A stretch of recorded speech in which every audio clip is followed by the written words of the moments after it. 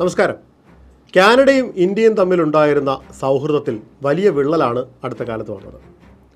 ഇന്ത്യയിൽ നിന്നാണെങ്കിൽ ലക്ഷക്കണക്കിന് പേരാണ് തൊഴിൽ തേടി കഴിഞ്ഞ കുറേ വർഷങ്ങളായി കാനഡയിലേക്ക് പറക്കുന്നത്.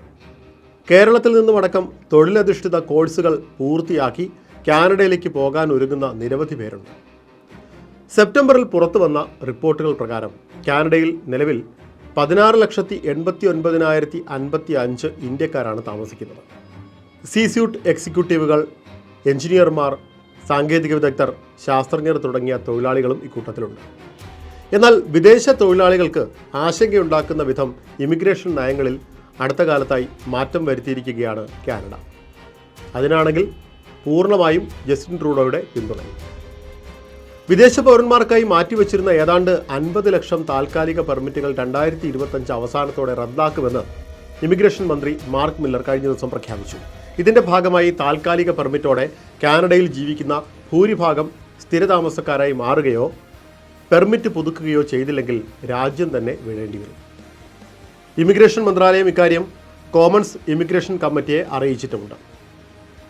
പെർമിറ്റ് കാലാവധി തീർന്നിട്ടും പുതുക്കാതെയോ പെർമനന്റ് റെസിഡൻസ് എടുക്കാതെയോ തുടരുന്നവർക്കും കുരുക്കുമുറുകും.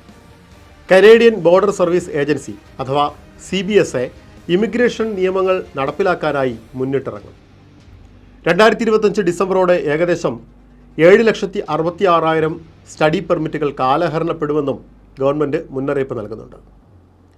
അതേസമയം അർഹരായവർക്ക് അവരുടെ പെർമിറ്റുകൾ പുതുക്കുകയോ ബിരുദാനന്തര വർക്ക് പെർമിറ്റിന് അപേക്ഷിക്കുകയോ ചെയ്യാമെന്നും അവർക്ക് കാനഡയിൽ തുടരുന്നതിന് തടസ്സമില്ല എന്നും ഗവൺമെൻറ് ഉറപ്പ് നൽകുന്നുമുണ്ട്. എന്തുകൊണ്ടാണ് കാനഡ പുതിയ നിയമങ്ങൾ കൊണ്ടുവരുന്നത് എന്നുകൂടി നമുക്കൊന്ന് പരിശോധിക്കണം.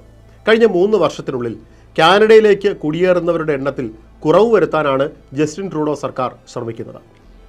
രാജ്യത്തെ പാർപ്പിടം, ആരോഗ്യ സംരക്ഷണം, ഇൻഫ്രാസ്ട്രക്ചർ മേഖലകളിലെ വെല്ലുവിളികൾ എന്നിവ പരിഹരിക്കാൻ ലക്ഷ്യമിട്ടുള്ള പുതുക്കിയ ഇമിഗ്രേഷൻ ലെവൽ പ്ലാനിൻ്റെ ഭാഗമായാണ് ഈ നയം മാറ്റം.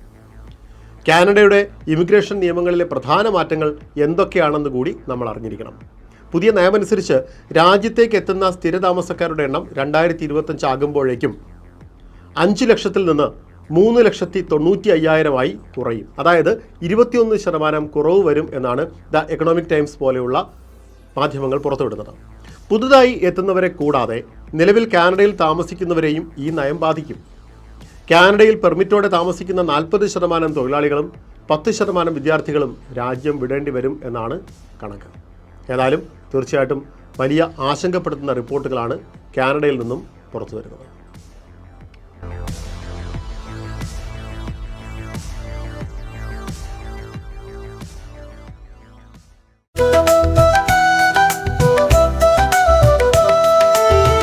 Do you miss the flavor of curla? The sound of the chenda? The taste of sadhya? The beauty of our backwaters?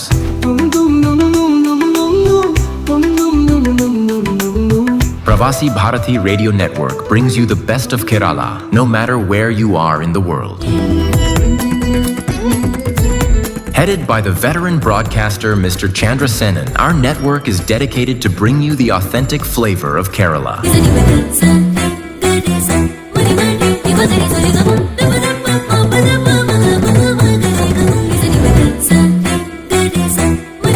With 8 channels broadcasting in 18 countries, we reach 4.2 crores of Malayalees worldwide.